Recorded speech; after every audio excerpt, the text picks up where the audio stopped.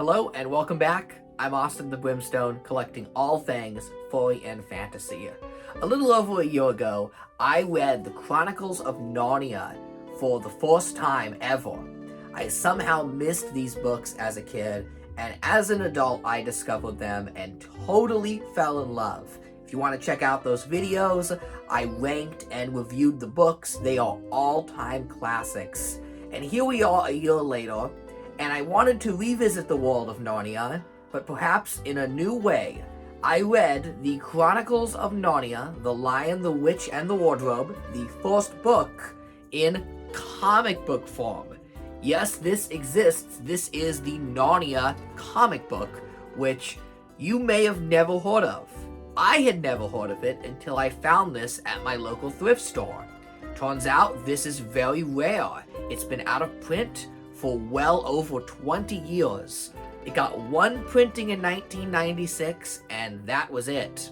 And if the little research I could find on this, there's like no information out there, was correct, I don't believe this book was released in North America. It seemed to only be a release in the UK. And let me say that is a damn shame, because while I expected a kind of cheap cash in on the Narnia IP, I was absolutely delighted and surprised in what I saw. This is not only a solid adaptation of The Lion, the Witch, and the Wardrobe, it is a stunning recreation of the world of Narnia. I'm now going to cut to some footage of the pages because my words simply do not do enough. You must see these pages. They speak for themselves. The artwork by Robin Lowy, who is an accomplished artist. Lowy has drawn countless children's fables, fairy tales, and children's books, and that timeless kind of mythical quality translates beautifully to the world of Narnia. Narnia is a classic fairy tale with heavy biblical themes, and for a story of biblical proportions, the artwork is absolutely epic. From Aslan to the Queen to the many animals, I was surprised and delighted rediscovering the world of Narnia as I turned each page. The artwork is truly a stunner. This is not just a comic adaptation of Narnia, it is another way to experience Narnia. The artwork is so damn good. I think if I had read this first instead of reading the actual book, I might have had a greater appreciation for the world of Narnia. It's that good. I was also surprised how well the world of Narnia was visualized at a time when the only real adaptation we had was the BBC live action show.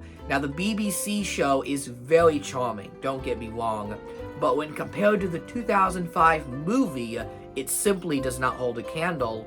And I think this comic book has more in common with that 2005 film than the classic TV show. It is a very faithful and imaginative recreation of Narnia. It almost looks like director Andrew Adaption's vision of Narnia put to page.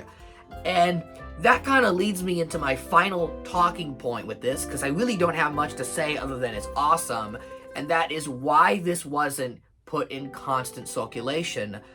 This was published by Scholastic. It had a basic paperback book fair edition, so no UPC on the back, wasn't sold in stores, and that seemed to be it.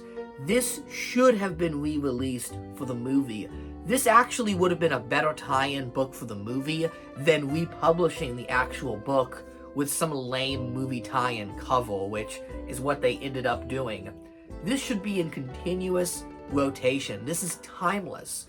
Narnia is a timeless book, but this comic book adaptation from the 90s really captures that timeless feel. Like I said, it looks like a fairy tale. It looks like a publishing of the Bible. It does. It has biblical qualities to it that fits Narnia perfectly.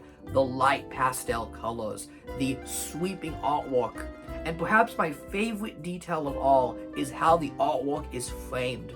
Every page is given this beautiful border. No, a border isn't even the right word. It's like a Greek archway, like a sculpted arch of characters. I'll show you. Each page is magnificent. These archways are fantastic, and they contain the artwork within them. It is such an amazing way to present a story. I don't know why more classic fairy tales, Greek and Roman myth have not been illustrated this way. It kind of makes the whole thing look like a kinetic sculpture. I was really impressed. The artist Robin Lowry also did The Magician's Nephew, the prequel to Narnia, and my favorite Narnia book in the series. I think in my ranking video, I put that one at number 1. If not, Past Austin was wrong. Magician's Nephew needs to be number 1. It is that good. So I definitely want to pick up Magician's Nephew and review it here too. Unfortunately, that is a challenge due to the rarity of these books. Even finding one of these for sale is a challenge. And when you do find one for sale, expect to pay a pretty penny for what is honestly a cheaply made paperback that easily falls apart. Some of the pages in here are quite loose.